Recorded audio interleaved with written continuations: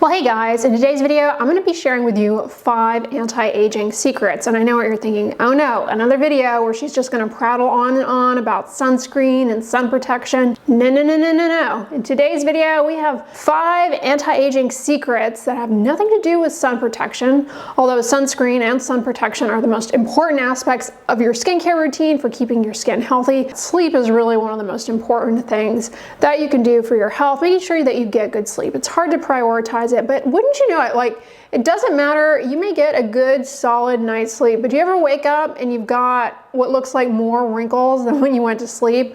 Your face is puffy. I want to take a moment to thank today's video sponsor, Sleep and Glow, because they have provided a solution for morning puffiness and sleep creases with the Omnia pillow, which you'll know I have been sleeping on this pillow for several years now, and I have noticed a huge difference in the way my face looks when I wake up in the morning. What the heck are sleep wrinkles exactly? Sleep wrinkles are creases that form on your face as a result of the pressure of your skin up against your pillow. Pillows that are not supportive are going to do this to a greater extent. In contrast to the wrinkles that appear on your face related to facial movements, you're not going to be able to reproduce sleep creases, sleep wrinkles just by moving your face. Instead, you more often see them and reproduce them by pressing up against your face, like with your hand. They typically run perpendicular to facial expression lines. It's got this unique shape that was designed in collaboration with orthopedists. What it does is it cradles your head, your neck, your shoulder girdle. If you're a side sleeper, this pocket here really just cradles your cheek. It lifts it up in a way like it's just suspended on a cloud. So you don't get that compression force that leads to puffiness and sleep creases. The combination of its unique shape as well as the high-tech materials from which it is made is really what allows for such a supportive night's sleep that ultimately gets rid of those morning sleep creases. It's made of high-quality memory foam that really molds to your unique shape. It's like a supportive embrace around your head and your neck and your shoulders. The great thing about the Sleep and Glow pillow is that they offer a 30-night sleep trial. So if you're not completely satisfied with it, you can get your money back. The pillow is good for 5 years, which is in contrast to a garden variety pillow, which is going to lose its support after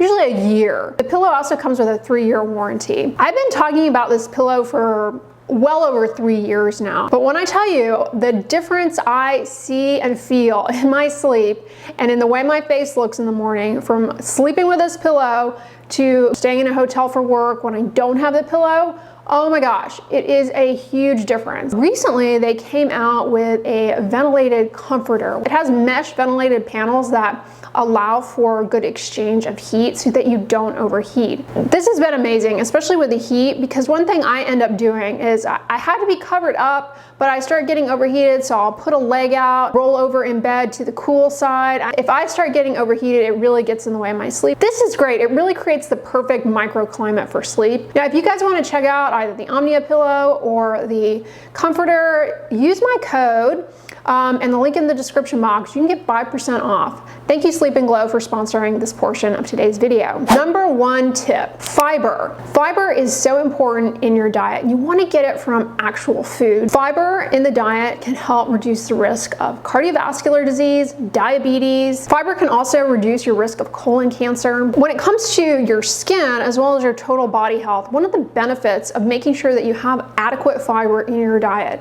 is that it really supports your gut microbiome. The bacteria in your gut, they ferment fiber from your diet and produce short-chain fatty acids and butyrate, and these compounds are anti-inflammatory. So they really help in lessening the body's burden of inflammation, and ultimately that's going to support healthy aging. Ensuring that you have adequate fiber in your diet also helps with digestion. The American Heart Association recommends that you get anywhere from 25 to 35 grams of fiber a day. The average American, best case scenario, gets about 15 grams of fiber in their diet a day. The standard American diet is fiberpenic, and it can really influence health, longevity, and of course, the health of your skin and the aging process. If you're looking for ways to introduce fiber into your diet, I do suggest introducing it slowly, because too much all at once, if your body is not used to that, well, it can, cause digestive issues for you. I suggest trying to add legumes. Half a cup of kidney beans. If you don't like kidney beans, try other legumes like chickpeas. Great source of fiber as well as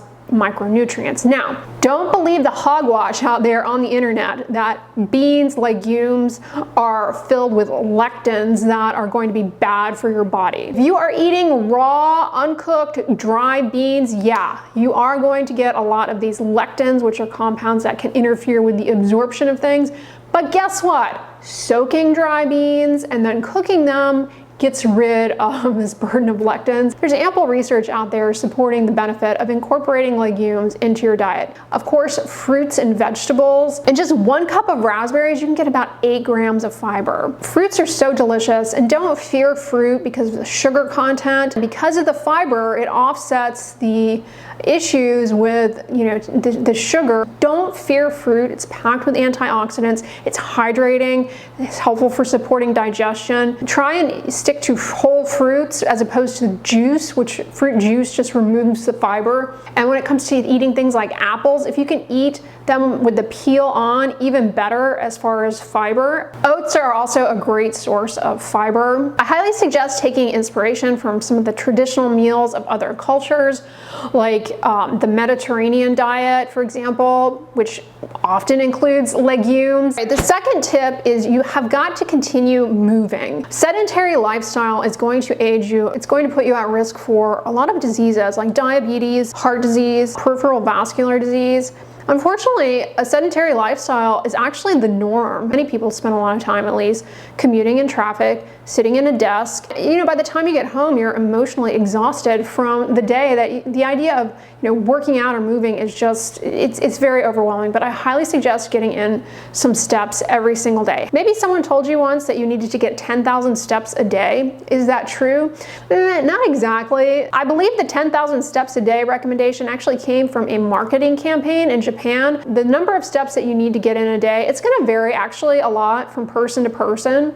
And people who don't move much at all are going to see the greatest benefit from introducing steps in the thousands. For example, if it's not easy for you to walk at a brisk pace, just getting in a couple of thousand steps a day can make a huge difference for your quality of life. If you're super active at baseline, shooting for this 10,000 step a day mark in addition to that, not a bad goal to have, but it's not necessarily confirmed to be associated with any health outcome. When it comes to the step count and its benefit on your health, it really has to do with energy expenditure. And so that influences the actual number of steps that you should be shooting for, I suppose, if you are measuring them. For example, as you get older, you become less efficient with your steps, so they require more energy. An adult under the age of 60 probably should shoot from anywhere from 8,000 steps a day to 10,000 steps a day, whereas an adult older than the age of 60, maybe 6,000 to 8,000 is a more reasonable goal, given that there is an increased work per step the older you get. You don't necessarily have to measure your steps. For some people, that can really just be anxiety provoking.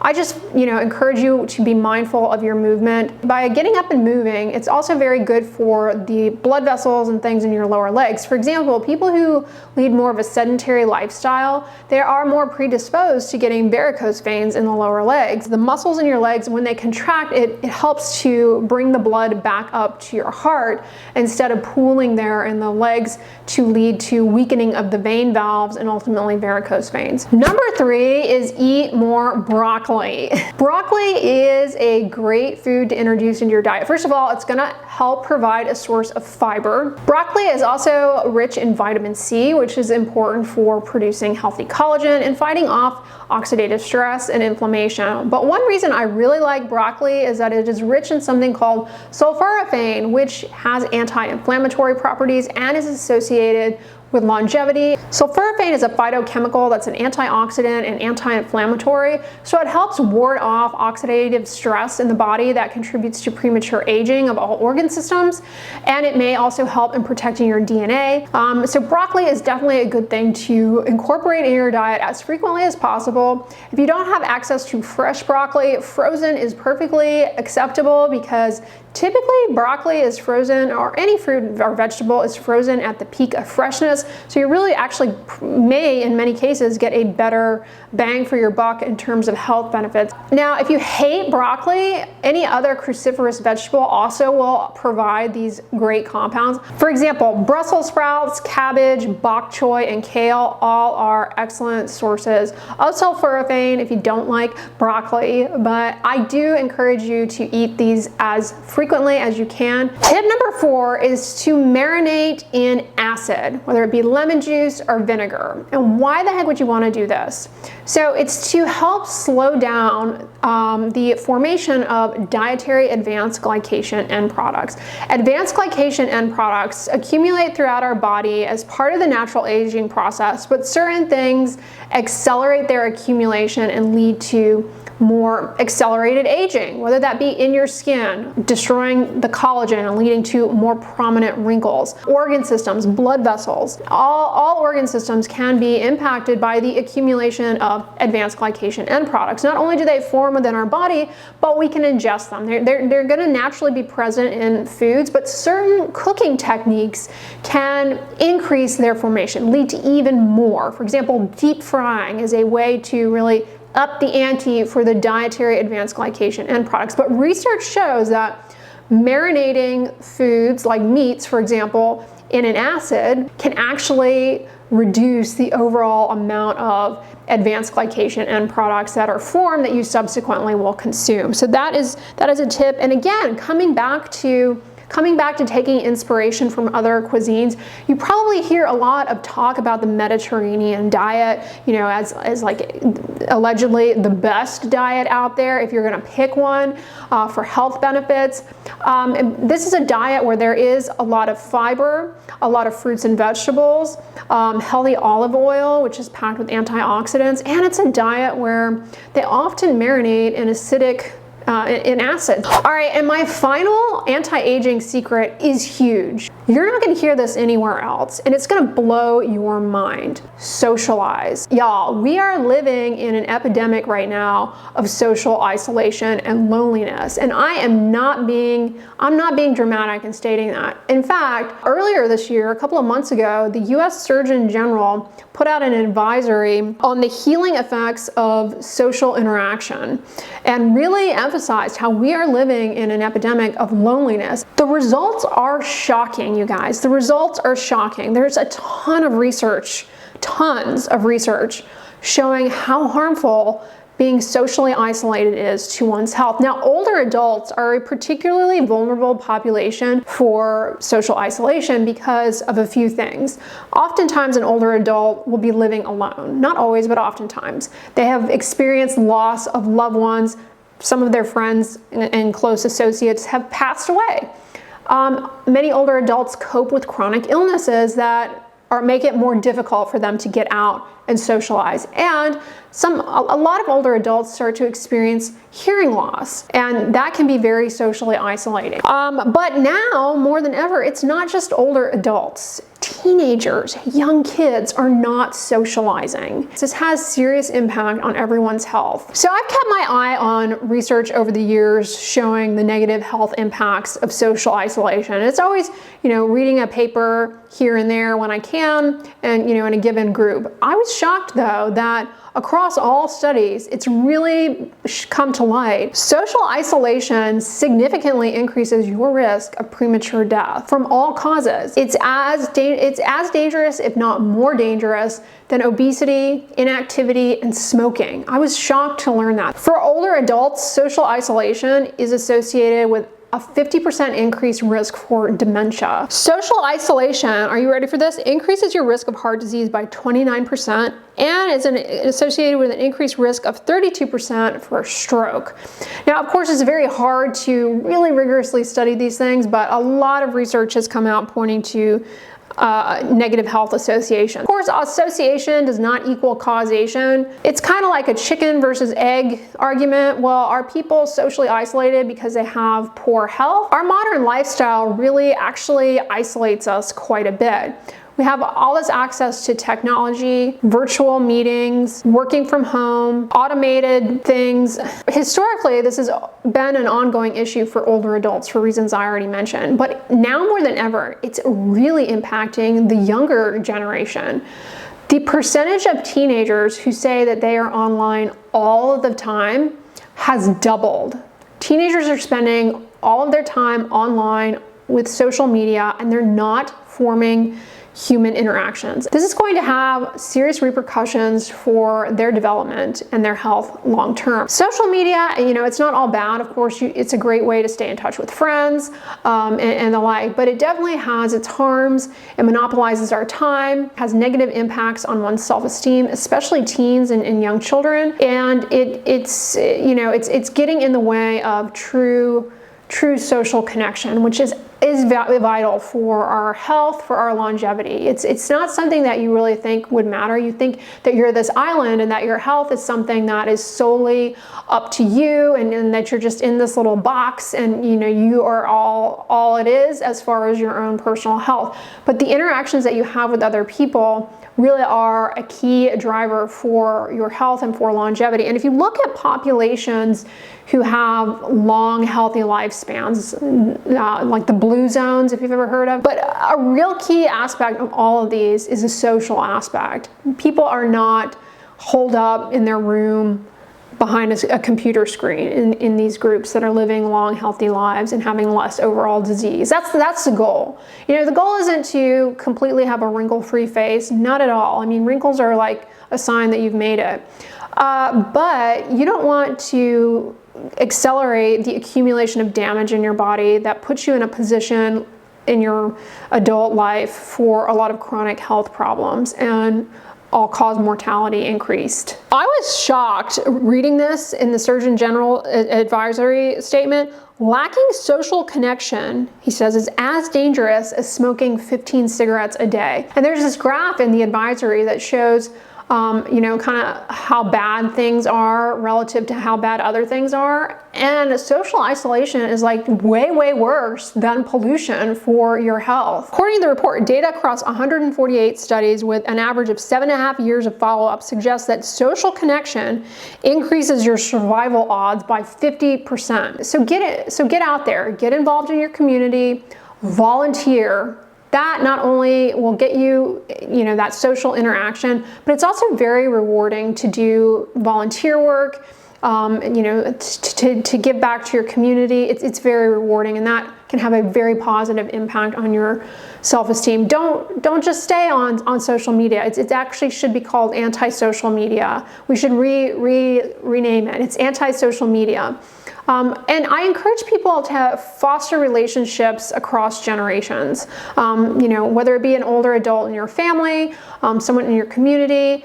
I really do think that can be beneficial as well. Sign up for groups. If you have a hobby, go on, websites like Meetup. They have group meetups where you can go in a safe environment, meet other people who share a common interest. Whatever it is that you like to do, go out and do that in your community. If you like sewing, try and get involved in a group a sewing group, or try and get involved in some type of service where you're sewing something to donate to someone in need. A really great thing that you can do is sign up for a class, because not only is that going to get you and yes, I know a lot of classes are online now, but try and sign up for a class where there's some in-person component.